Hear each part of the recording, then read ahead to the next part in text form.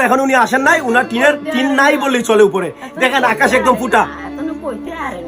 সত্যি কথা বলতে কি উনি কিন্তু আমাদের অঞ্চলের না, উনার গ্রাম আপনার শহর মনে হয় নোয়াখালী না, তাই না? আপনার এলাকা মনে নোয়াখালী, তাই না? আপনি এখানে এসে বসবাস করছেন। আমি জানি না এখানে উনি নোয়াখালীর মানুষ বলে কি এই জন্য ওনাকে এরকম সম্মানটা।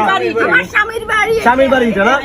ও আচ্ছা, বাপের দেশ নোয়াখালী। তো আমি জানি না আসলে কোন কারণে উনি এই বরাদ্দ থেকে বঞ্চিত হয়েছে। কারণ ব্যারিস্টার সুমন ভাই ঘরে ঘরে টিন দিছে, সবার কাছে বরাদ্দ পৌঁছাই দিছে, প্রত্যেকটা ইউনিয়নে যার তুফানে উড়ে গেছে সবার গড় দিচ্ছে ব্যারিস্টার সুমন ভাই। কিন্তু আমি জানি না কেন এই মহিলাটা ফাঁক দিয়ে মানে এইভাবে তা মিস হয়ে গেল তার কাছ থেকে।